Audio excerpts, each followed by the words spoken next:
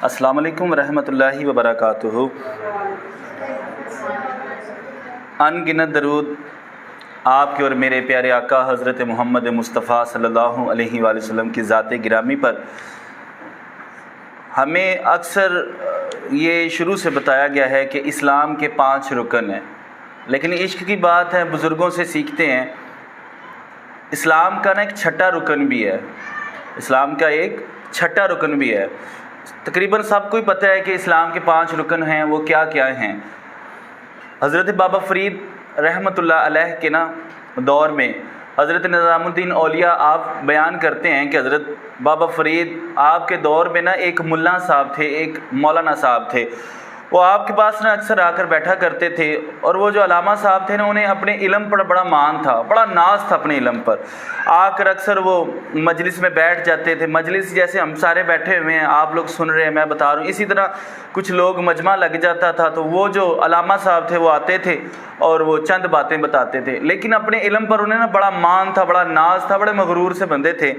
तो वो अपनी इल्म के किस्से सुनाया करते थे। जो सामने बैठे मजलिस में जो मुरीदैन होते थे बाबा जी के, वो तंग आ जाते थे, लेकिन वो अपने शेख की मोहब्बत में ना सुना करते थे। एक होता है शेख और एक होता है शेख।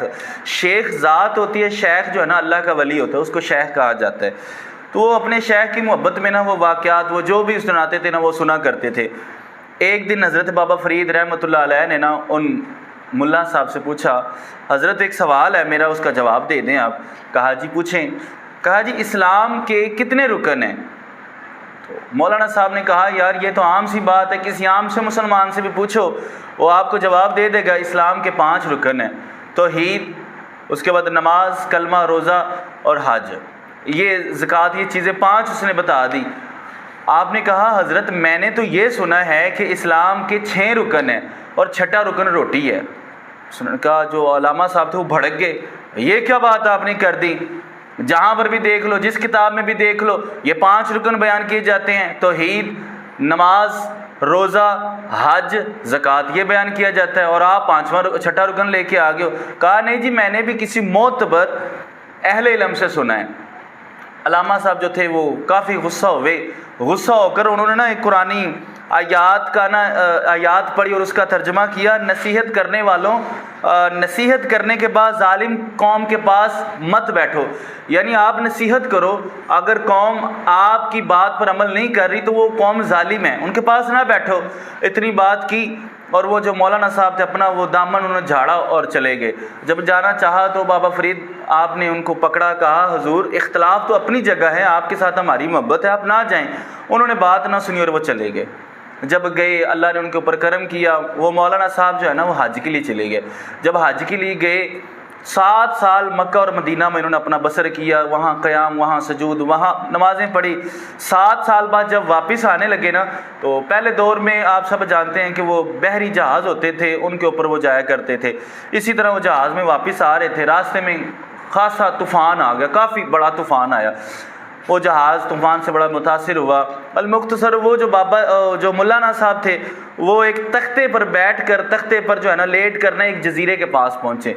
जजीरे के पास गए तो एक गार में जाते हैं, वहाँ ना पानी ना रोटी, कोई चीज़ नहीं थी, आसपास कोई भी चीज़ नहीं है। बड़े परेशान हो गए। 1 दिन, 2 दिन, 3 दिन गुजर गए, कोई चीज़ ही नहीं है, खाने को भी कोई चीज़ नहीं है, कोई चीज़ वहाँ दस्तयाब ही नहीं है। अब वो बैठे हुए कि बाहर से आवाज़ आई कि रोटी ख़रीद लो, रोटी ले लो, रोटी ले लो। कहा इस बियाबान में कौन रोटी बेचने के लिए आ गया?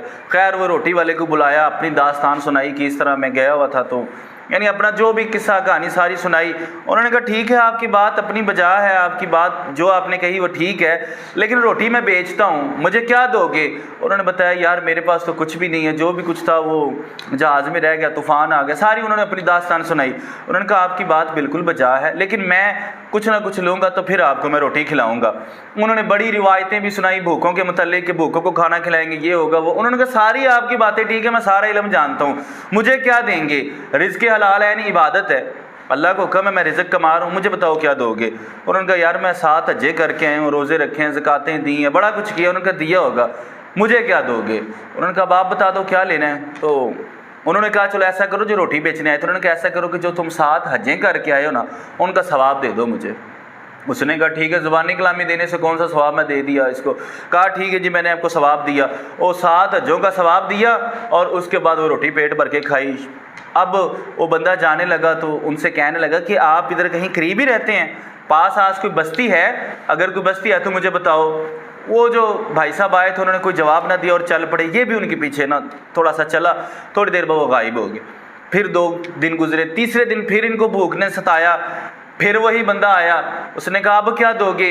कहा मेरे पास तो कुछ भी नहीं है। कहा चल अपनी जितनी तूने नमाज़ें पढ़ी है ना, सारी नमाज़ों का सवाब दे दे। उसने कहा ठीक है, नमाज़ों का भी सवाब दे दिया। फिर 3 दिन गुजरे, वो बंदा फिर आया, भूख ने फिर सताया। फिर कहा अब क्या दोगे? अब रोज़े भी दे दिए। फिर उसके बाद आया, फिर उसने ज़कात भी दे दी, यानी जो भी कुछ था उसने सारा दे दिया। अब उसके पास कुछ भी नहीं बचा।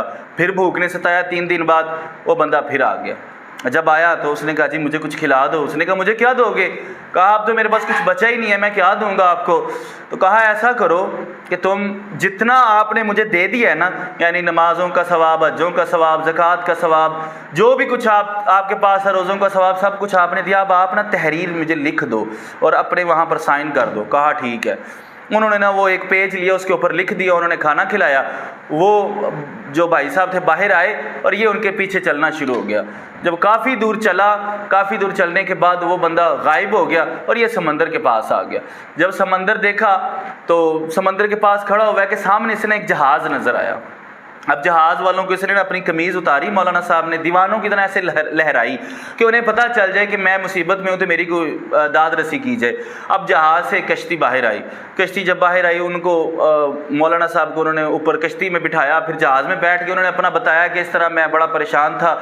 और वो इत्तेफाक से वो जो बंदे थे वो हिंदुस्तानी हाजी थे, उनके साथ उन्होंने बड़ी खिदमत की। अलमुख्तसर जब बंदा वापस आए ना मौलाना साहब, तो एक दिन गुजरते हुए ना बाबा फरीद आपके पास आए।